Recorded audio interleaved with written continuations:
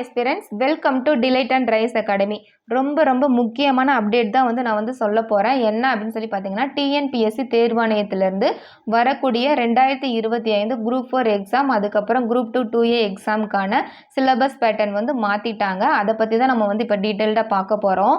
என்ன அப்படின்னு சொல்லி பார்த்தீங்க அப்படின்னா, அந்த சிலபஸ் பேட்டர்ன் வந்து நமக்கு வந்து ஓல்டு சிலபஸில் வந்து நிறைய வந்து நமக்கு வந்து கொடுத்துருந்தாங்க. அதை வந்து நமக்கு வந்து ஷார்ட் அவுட் பண்ணி இப்போ சிலபஸ் பேட்டர்னவே மாற்றிட்டாங்க. ஒவ்வொரு சப்ஜெக்டில் வந்து எத்தனை கேள்விகள் வந்து கேட்க போகிறோம் அப்படிங்கிறத வந்து அவங்களே நமக்கு கொடுத்துட்டாங்க. முன்னாடி வந்து 6th-லேருந்து 12th வரையும் நம்ம வந்து படித்து நம்ம எழுதிட்டு இருந்தோம் இல்லையா. இப்போ வந்து பார்த்தீங்க அப்படின்னா 6th-லேருந்து 10th வரை இருக்கக்கூடியதை படித்தாலே போதுமானது அப்படின்னு வந்து நமக்கு வந்து கொடுத்துருக்காங்க. அது என்ன அப்படின்னு சொல்லி தான் டீட்டெயில்டாக இப்போ நான் வந்து சொல்ல போகிறேன். ரொம்ப முக்கியமான அப்டேட்டு, நல்லா வந்து கவனிச்சுக்கோங்க. ஆல்ரெடி வந்து நான் 2 வருஷம் எக்ஸாம் 2 வருஷம் படித்து எழுதியிருக்கேன், 3 வருஷம் படிச்சிருக்கேன், 4 வருஷம் படிச்சிருக்கேன், பழைய சிலபஸை வந்து நான் அப்படியே வந்து கரெக்டாக வந்து இப்போ வந்து நான் படிச்சிருக்கேன், ரிவிஷன் பண்ணிட்டு இருக்கேன் அப்படின்னு சொல்லக்கூடியவங்க நீங்கள் வந்து ஒரி பண்ண வேண்டாம், கவலைப்பட வேண்டாம். என்ன அப்படின்னா, நமக்கு வந்து அதுக்குள்ளே இருக்கக்கூடிய என்னென்ன படிக்கணும் அப்படிங்கிறத வந்து நமக்கு வந்து மாற்றலை. நமக்கு கொடுத்துருக்கிறதுல வந்து அந்த தமிழில் வந்து இன்ஃபர்மேஷனை வந்து குறைச்சிட்டு நமக்கு வந்து சிலபஸ் வந்து ஏன்னா அது இலக்கணத்திலேருந்து அதிகமாக வந்து நமக்கு கொடுத்துருக்காங்க. சரிங்களா. அதே மாதிரி பார்த்தீங்க அப்படின்னா, ஜென்ரல் ஸ்டடீஸில் நமக்கு வந்து 10 யூனிட் வந்து பழைய சிலபஸில் வந்து கொடுத்துருந்தாங்க. இதுதான் வந்து பழைய சிலபஸ். இதில் வந்து ஜென்ரல் சயின்ஸில் வந்து நமக்கு வந்து 10 யூனிட் வந்து கொடுத்துருந்தாங்க இல்லையா.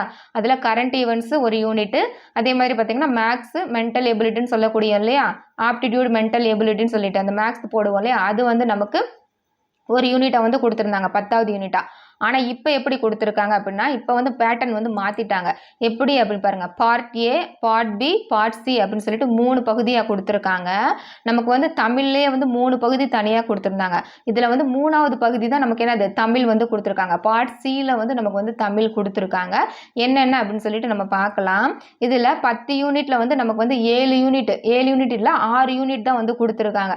அந்த 10 யூனிட்டில் ஒரு யூனிட்டை வந்து விட்டுருங்க. அது வந்து என்ன நம்ம பார்த்தோம், மென்டல் எபிலிட்டி, ஆப்டிடியூட். அதை வந்து நமக்கு இப்போ தனியாக வந்து கொடுத்துருக்காங்க. பாருங்க, பார்ட் பியில் மேக்ஸை வந்து தனியாக கொடுத்துருக்காங்க. Aptitude and mental ability SSLC standard அப்படின்னு சொல்லி கொடுத்துருக்காங்க. நீங்கள் 6th-லேருந்து 10th வரையும் இருக்கக்கூடிய புக்கில் இருக்கக்கூடியதை பார்த்தாலே போதுமானது அப்படின்னு சொல்லி கொடுத்துருக்காங்க. அதே மாதிரி பாருங்கள், பார்ட் ஏல 6 யூனிட் வரையும் தான் கொடுத்துருக்காங்க. பழைய சிலபஸில் 10 யூனிட் இருக்கும், மேக்ஸை விட்டுட்டு பார்த்தீங்கன்னா 9 இருக்கும். இதில் தனித்தனியாக கொடுத்துருக்காங்க பாருங்கள், டெவலப்மெண்ட் அட்மினிஸ்ட்ரேஷன் இன் தமிழ்நாடு, அதே மாதிரி history, culture, heritage and socio political movements of Tamil Nadu, இந்த மாதிரி தனித்தனியாக இருக்கிறத. இப்போ ஐஎன்எம் வந்து நமக்கு முன்னாடி தனியாக இருந்துச்சு, இப்போ ஹிஸ்ட்ரியும் ஐஎன்எம்மையும் நமக்கு வந்து சேர்த்துட்டாங்க. இங்கே பாருங்கள், history, culture, heritage and socio political moment of Tamil Nadu, இதை ரெண்டையும் வந்து என்னது ஒரு யூனிட்டாக கொடுத்துருக்காங்க. அதே மாதிரி இந்தியன் எக்கனாமியும் டெவலப்மெண்ட் அட்மினிஸ்ட்ரேஷன் இன் தமிழ்நாடு, இது ரெண்டையும் சேர்த்து ஒரு யூனிட்டாக கொடுத்துருக்காங்க. அதே மாதிரி பாருங்கள், இந்தியன் பாலிட்டி தனியாக இருக்குது, ஹிஸ்ட்ரியும் ஐஎன்எம்மையும் சேர்த்து ஒரு யூனிட்டாக கொடுத்துருக்காங்க. அப்போ அந்த 9 யூனிட்டையும் நமக்கு வந்து என்னது சேர்த்து 6 வந்து குறைச்சிருக்காங்க. மற்றபடி அதில் இருக்கக்கூடிய இன்ஃபர்மேஷன் அப்படியே தான் வந்து இதில் இருக்குது. ஸோ யாரும் வந்து கவலைப்பட வேண்டாம், ஏற்கனவே படித்தது தான் வந்து நீங்கள் வந்து படிக்க போகிறீங்க. அதே மாதிரி பாருங்கள், ஃபஸ்ட்டு வந்து ஜென்ரல் சயின்ஸில் எத்தனை கேள்விகள் வந்து கேட்க போகிறோம் அப்படிங்கிறத அவங்களே வந்து கொடுத்துட்டாங்க. இதுக்கு முன்னாடி வந்து நம்ம ஒவ்வொன்றும் வந்து அனலைசிஸ் பண்ணி படிச்சுட்டு இருப்போம். ஜென்ரல் சயின்ஸில் வந்து எத்தனை கொஸ்டின்ஸ் வந்து இதுக்கு முன்னாடி கேட்டிருக்காங்க, ஜியோகிராஃபியில் எத்தனை கேட்டிருக்காங்க அப்படின்னு சொல்லி படிச்சுட்டு இருந்தோம். இப்போ ஈஸியாக போச்சு. அவங்களே வந்து என்ன கொடுத்துட்டாங்க, ஜென்ரல் சயின்ஸ்லேருந்து 5 கேள்விகளும், ஜியோகிராஃபியிலேருந்து 5 கேள்விகளும், ஹிஸ்ட்ரி ஐஎன்எம் ரெண்டையும் சேர்த்து ஒரு யூனிட்டாக கொடுத்துருக்காங்க இல்லையா, இதிலிருந்து 10 கேள்விகள். அப்போ 5 + 5 10 கேள்விகள். அடுத்து பாருங்கள், யூனிட் 4ல் இந்தியன் பாலிட்டியில் மட்டும் 15 கேள்விகள் வந்து கேட்போம் அப்படின்னு சொல்லி கொடுத்துருக்காங்க. இதுலேருந்து 6th-லேருந்து 10th வரையும் தான் எஸ்எஸ்எல்சி ஸ்டாண்டர்ட் தான் வந்து நமக்கு கொடுத்துருக்காங்க படிக்கிறதுக்கு. சரிங்களா. அப்போ பாருங்கள், அடுத்து யூனிட் 5ல் Indian economy and development administration in Tamil Nadu, இந்த 2 யூனிட்டையும் வந்து ஒரு யூனிட்டாக கொடுத்துருக்காங்க. இதில் வந்து 20 கேள்விகள். சரிங்களா. இதில் 10 அப்படின்னு பார்த்தீங்கன்னா 20 கேள்விகள். ஓகேவா. மொத்தம் இது ரெண்டையும் சேர்த்து நமக்கு வந்து 20 கேள்விகள் வந்து கேட்போம்னு சொல்லி கொடுத்துருக்காங்க. அடுத்து யூனிட் 6 பாருங்கள், history, culture, heritage and socio political movements of தமிழ்நாடுன்னு கொடுத்துருக்காங்க இல்லையா, இதிலிருந்து 20 கேள்விகள். ஓகேவா. அப்போ எதுக்கு வந்து நம்ம ரொம்ப முக்கியத்துவம் கொடுக்கணும், சரிங்களா, எதுக்கு வந்து நம்ம ஃபஸ்ட்டு இம்பார்ட்டன்ஸ் கொடுக்கணும் அப்படின்னு சொல்லி பார்த்தீங்கன்னா, இந்த 3 லெசன் 4, 5, 6 இருக்கு பாருங்க.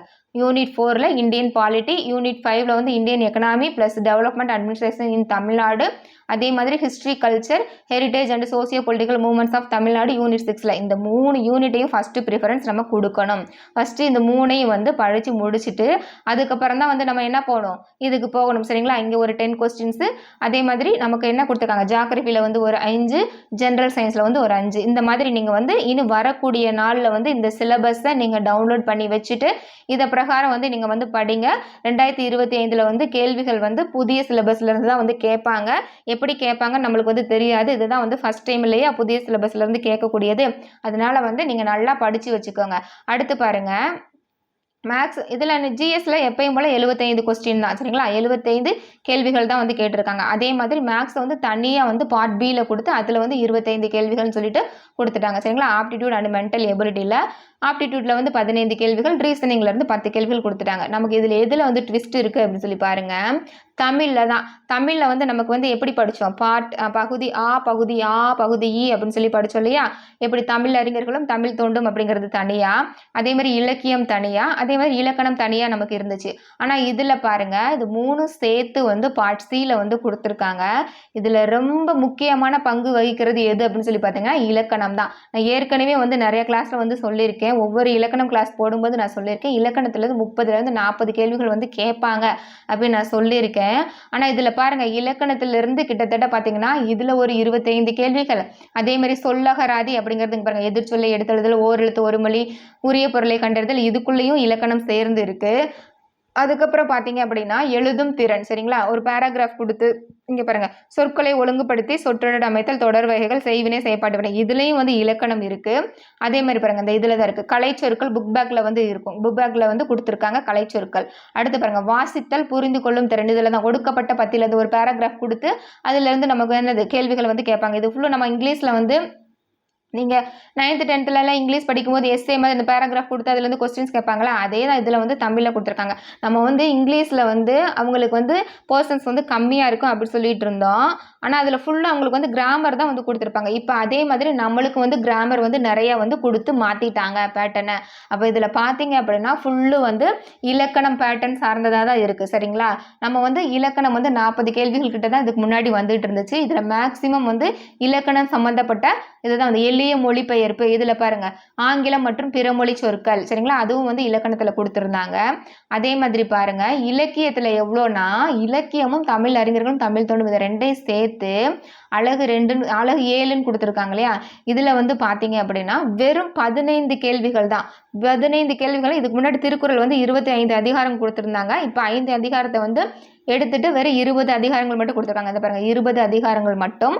அதே மாதிரி பார்த்தீங்க அப்படின்னா இலக்கியமும் அந்த தமிழறிஞர்களும் தமிழ் தொண்டு அப்படிங்கிற தலைப்பு கீழே நிறைய பேரை வந்து எடுத்துட்டு இந்த உவே சாமிநாதர், தாப்போ மீனாட்சி சுந்தரம், லக்குவனார், இந்த மாதிரி வந்து முக்கியமான கொஞ்சம் குறிப்பிட்ட சில பேரை மட்டும் நமக்கு வந்து கொடுத்துருக்காங்க. ஸோ இதை மட்டும் படித்தா போதும். இந்த 15 கேள்விகளுக்கு சம்பந்தமாக இருக்கக்கூடியது. சரிங்களா? அந்த 15 கேள்விகளுக்கு எவ்வளோ படிக்க முடியுமோ அவ்வளோ மட்டும் நம்மளுக்கு வந்து கொடுத்துருக்காங்க. அதனால் நிறைய படிக்க வேண்டியதில்லை.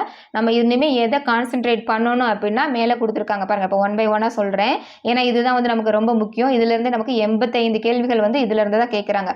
இலக்கணம் பிரித்தெழுதல், சேர்த்தெழுதல், சந்திப்பிழை, குரில் நெடில் வேறுபாடு, இது எல்லாமே வந்து இலக்கணமாக. சொல்லகராதின்னு பாருங்கள், எதிர்ச்சொல்லை எடுத்தெழுதல், ஓரெழுத்து ஒரு மொழி, அதுக்கப்புறம் பாருங்கள் ஒரு பொருள் தரும் பல சொற்கள், பொருந்தா சொல்லை கண்டறிதல், அகர வரிசைப்படி சொற்களை சீர் செய்தல், இதுவும் நம்ம இலக்கணத்துல தான் பார்த்தோம். இங்க பாருங்க, கோடிட்ட இடத்தில் சரியான சொல்லை தேர்ந்தெடுத்தல், இது வந்து நமக்கு புதுசா இருக்கு. ஆனா புக் பேக்ல வந்து கொடுத்துருக்காங்க. எப்படி கேட்பாங்க அப்படின்னா எடுத்துக்காட்டு அவங்களே கொடுத்துருக்காங்க. பள்ளிக்கு சென்று கல்வி பயிலுதல் சிறப்பு. இந்த டேஸ் அப்படிங்கிற இடத்துல பயிலுதல் வருமா எழுதுதல் வருமா அப்படின்னு சொல்லிட்டு ஆப்ஷன் கொடுத்து நம்ம பயிலுதல் அப்படிங்கிறத கரெக்டாக போடணும் அப்படின்னு சொல்லி கொடுத்துருக்காங்க. ஸோ இந்த மாதிரி மெத்தடு பேட்டர்ன் வந்து கொடுத்துருக்காங்க. இந்த மாதிரி தான் கேட்போம். ஒவ்வொன்றிலையும் வந்து இவ்வளோ கேள்விகள் வந்து கேட்போம் அப்படின்னு சொல்லிட்டு அவங்களே கொடுத்துட்டாங்க. படிக்க வேண்டியது நம்மளோட கடமை. இதில் பாருங்க, மருவு, அதே மாதிரி பாருங்க, மருவு புதுச்சேரி அப்படிங்கிறது புதுவை, மன்னார்குடி அப்படிங்கிறது மண்ணை, மயிலாப்பூர் அப்படிங்கிறது மயிலை அப்படின்னு மருவு வந்துருக்கு. சரிங்களா? இது எல்லாம் இலக்கணத்துக்குள்ளே நம்ம படிச்சுட்டு தான் வரோம். அடுத்து பாருங்க, பேச்சு வழக்கில் உள்ள பேச்சு வழக்கு தொடர்களில் உள்ள பிழை திருத்தம். சரிங்களா? நேற்று மழை பெஞ்சது, நேற்று மழை பெய்தது. ஓகேங்களா? இது எல்லாம் இலக்கணத்தில் தனித்தனி டாப்பிக்கில் வந்து கொடுத்துருந்தாங்க. இதில் கொஞ்சம் எக்ஸ்ட்ரா வந்து நிறைய 1-2 சேர்த்து நமக்கு வந்து இந்த மாதிரி நிறைய கொடுத்துருக்காங்க. இது எல்லாமே வந்து இலக்கணம் சம்பந்தப்பட்டது தான். ஓகேவா? எழுதும் திறனில் வந்து சொற்களை ஒழுங்குபடுத்தி சொற்றொடர் அமைத்தல், தொடர் வகைகள், செய்வினை, செயற்பாட்டு வினை, தன்வினை, 16 வாக்கியங்கள் வந்து நம்ம பார்த்தோம் இல்லையா? மரபு, அடுத்து பாருங்க, மரபு, தமிழ், திணை மரபு, உயர்திணை, அம்மா வந்தது, அவங்களே வந்து எடுத்துக்காட்டு கொடுத்து, ஏன்னா அதை எடுத்துக்காட்டு கொடுத்து இந்த மாதிரி வந்து படிங்க அப்படின்னு சொல்லி நமக்கு வந்து கொடுத்துட்டாங்க. ரொம்பவே ஈஸி தான். அந்த கான்செப்டை மட்டும் புரிஞ்சு நம்ம தெளிவாக படிச்சுட்டு போனாலே போதுமானது. 85 கேள்விகள் வந்து ஈஸியாக வந்து அடிச்சிடலாம். 15 கேள்விகள் வந்து நமக்கு என்னது, தமிழ் அறிஞர்களும் தமிழ் தொண்டும் அந்த இலக்கியம் அப்படிங்கிறது 15 கேள்விகள் மட்டும்தான். அப்போ ஃபர்ஸ்ட் ப்ரிஃபரன்ஸ் எதுக்கு கொடுக்கணும்? தான் 85 கேள்விகள் தான். சிலபஸ் வைஸ் வந்து நான் வந்து நாளையிலேருந்து இதுபடி வந்து கிளாஸஸ் வந்து கொடுத்துட்றேன். நீங்கள் வந்து இதை என்ன பண்ணணும் அப்படின்னா, ரெக்வஸ்ட் பண்ணி சொல்கிறேன் என்ன அப்படின்னா, நாளைக்கே வந்து நீங்கள் வந்து வெப்சைட்டில் போய் டிஎன்பிஎஸ்சி வெப்சைட்டில் போனீங்க அப்படின்னா எடுத்த உடனே சிலபஸில் இதுதான் வந்து கொடுத்துருப்பாங்க. தயவு செய்து நீங்கள் வந்து என்ன பண்ணுங்கள், அதை வந்து டவுன்லோட் பண்ணி பிரிண்ட் அவுட் போட்டு வச்சுக்கோங்க. இல்லை அப்படின்னா ஏதாவது சென்டரில் கம்ப்யூட்டர் சென்டரில் போனீங்கனாலும் அவங்களே வந்து பிரிண்ட் அவுட் போட்டு கொடுத்துருவாங்க. அதை பிரிண்ட் அவுட் போட்டு உங்கள் டேபிளுக்கு முன்னாடி வந்து ஃபிக்ஸ் பண்ணிக்கோங்க. இன்னும் வரக்கூடிய எக்ஸாமில் இந்த பேட்டர்னில் தான் வந்து நமக்கு வந்து கேள்விகள் கேட்பாங்க. என்ன பண்ணணும், இதில் இருக்கக்கூடியதை அப்படியே வந்து சிலபஸ் வைஸ் வந்து நீங்கள் தரோவாக படிச்சுட்டு போய் எக்ஸாமை எழுதணும். சரிங்களா? மீதி இருக்கிறத வந்து நான் நெக்ஸ்ட் கிளாஸில் வந்து சொல்கிறேன். குரூப் 2ல் பார்த்தீங்கன்னா தமிழில் வந்து இதில் என்ன இருக்கோ அப்படியே தான் வந்து அதிலே வந்து கொடுத்துருந்தாங்க. சரிங்களா? இந்த பாருங்கள், குரூப் 2A சிலபஸில் வந்து நமக்கு வந்து தமிழ் சிலபஸ் என்ன இருந்துச்சோ அதே தான். 25 கேள்விகள், இந்த 15 இது கொடுத்துருக்காங்களா, இந்த 85 கேள்விகள். அதே மாதிரி இலக்கியமும் தமிழர்களும் தமிழ் தொண்டும் அப்படிங்கிறதுல 15 கேள்விகள். சரிங்களா? அதுதான் வந்து கொடுத்துருக்காங்க. அப்போ வந்து பழைய சிலபஸை வந்து நீங்கள் விட்டுருங்க, புதிய சிலபஸை வந்து ஃபாலோ பண்ணுங்கள் இனிமேல். அதே மாதிரி ஓல்டு ஸ்டூடெண்ட் வந்து நீங்கள் வந்து பயப்பட வேண்டாம். நீங்கள் வந்து ஏற்கனவே நிறைய படிச்சிருப்பீங்க. அப்போ அந்த பேர்டனில் பாதியை வந்து நீங்கள் குறைச்சிட்டு இலக்கணத்தில் நீங்கள் கான்சென்ட்ரேட் பண்ணுங்கள். இலக்கணத்தில் தான் வந்து நிறைய வந்து இனிமேல் கேட்க போகிறாங்க. ஓகேங்களா? அதனால நமக்கு வந்து இங்கிலீஷ் பார்த்தீங்க அப்படின்னா எல்லாமே வந்து கிராமரில் தான் வந்து கொஸ்டின்ஸ்லாம் வந்து நிறைய கேட்டிருப்பாங்க. அதே மாதிரி இப்போ தமிழில் வந்து பேட்டர்ன் வந்து நம்மளுக்கு மாற்றி கிராமரை வந்து கொடுத்துருக்காங்க. இதிலிருந்து 85 கேள்விகளை வந்து இந்த மாதிரி கொடுத்துருக்காங்க. சொல்லகராதி, இலக்கணம், அதே மாதிரி பார்த்தீங்கன்னா எழுதும் திறன், அடுத்து கலை சொற்கள், வாசித்தல், புரிந்து கொள்ளும் திறன், எளிய மொழிபெயர்ப்பு, இலக்கியம் லாஸ்ட்டாக வந்து கொடுத்துருக்காங்க. அவ்வளோதான். நெக்ஸ்ட் கிளாஸில் வந்து நம்ம என்னென்ன எப்படி படிக்கலாம் அப்படிங்கிறத வந்து நெக்ஸ்ட் கிளாஸில் சொல்கிறேன். நான் இலக்கணம் தான் வந்து கிளாஸஸ் வந்து போட்டிருக்கேன். கிட்டத்தட்ட வந்து பார்த்திங்கன்னா 12-13 தலைப்புகள் வந்து நம்ம பார்த்து முடிச்சிட்டோம். பார்க்காதவங்க இலக்கணம் பிளேலிஸ்ட் வந்து நான் தனியாக கொடுத்துருப்பேன், அதில் போய் பாருங்கள். இனிமேல் வந்து நம்ம புதிய சிலபஸில் இருக்கபடி நம்ம வந்து ஃபாலோ பண்ணுவோம். I wish you all success. Thank you.